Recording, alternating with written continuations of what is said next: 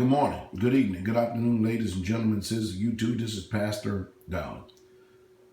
I come on here this morning to speak to you about EDC. EDC is everyday carry. You know, stuff that you would normally try to carry on you every single day. Some of you have to actually leave the country to go to work in the city. Some of you live in environments where it's not possible for you to carry some of these items. That's why I recommend, if you live in a state to where it's not lawful for you to be able to defend yourself, your person and your loved ones, then you may want to consider moving. But EDC is everyday carry, you know, things that you will normally have on you every single day when you go out the door. Now, the first item we're going to speak about here is right here. It's just a simple bag. It's just a simple bag. Some people call them go bags. It's definitely not a bug out bag or a bug in bag. It's just a simple go bag that you can actually carry other items in.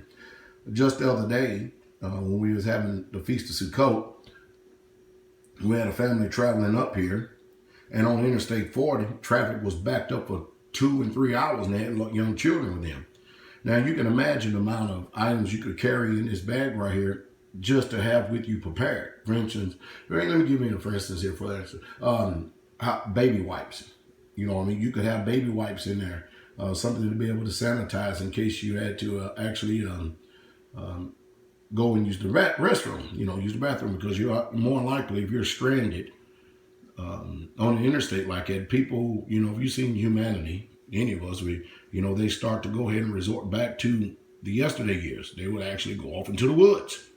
And of course, then, as a father, husband, a protector of the family, it'll be your job to support, security, to make sure that your loved ones are fine. Because you never know. You never get to pick the time when evil is going to come your way, nor do you get to pick the time when catastrophe is going to act or actually hit you. But you do have control over what you can do to prepare in order to put yourself in the best possible situation. Here are some of the items that I carry, and I'll just briefly go over and tell you the reason why. Hopefully that some way, somehow, they will bring an inspiration to you. I'll try to keep this phone as steady as possible as we go over some of these items right here. Of course, number one, self-defense. And that is a backup pistol. Now, if you are actually going to be traveling, the best thing to do, or the best item to use, or the best weapon to use, as far as backup, is a rifle. The pistol is only designed for you to fight in order to get back to your rifle, if you're going that far. You want to carry a knife on you. You always want to have a knife on you, because again, you do not get to pick or choose when or if or however the opportunity may present itself. Evil is going to come, or you may be in some form of situation. Some people ask, well, what kind of knife? Well, I got a SOG right here. And the reason why I have this SOG right here is because it has a serrated blade on it. See it right there? And this serrated blade is there because if I needed to cut small timber, in order, to get a fire going, keep a fire going to stay warm. If I'm out in the woods, that's fine. Now, also in here, I may have some 550 cord. I may have a poncho to be able to, use some cover and concealment there to be able to conceal myself. Because, we give classes here called God's Gathering of the Saints, to where we teach people how to prepare hoochies and stuff out there in the wilderness. You just never know. You never know, because the first thing you want to do is you can detect that there's a situation going on. You want to get away from as many human beings as possible, because humans are irrational. Okay, let me go on. I don't want to turn this video into something very long. Then the next one is this one right here is what we call a survival knife. It has many different items in this. It's a tool, you know what I mean? You can either get a Gerber, or you can obtain a Leatherman. This one just happened to be a Leatherman, if it'll focus in there. It's actually a Leatherman Surge. It's a multi-tool. You may want to keep this in the bag, or you can keep it on your person. It's up to you. As you can see, it has many different tools on this side, many different tools on this side, including a knife as well. So you may want to include that in your bag if you're not going to carry it on your person, at least it's near you. Of course, a lighter. You know, this is every single day. You know, this is stuff you have on your persons at all times. And of course, you want to have some cash. And these are emergency cash that goes inside of the wallet that is never touched, because you never know when you may have an emergency or you may need to help out someone else. And then, of course, a phone. Now, if you have an ECCM or electronic, you know, if you have some type of an attack where everything is going to eventually go down in a grid down situation, and the phone is not going to work. So you want to be able to use other measures in order to try to make sure you can communicate. And one thing you want to do is you always want to let people who are close to you, who are around you, know where your whereabouts are.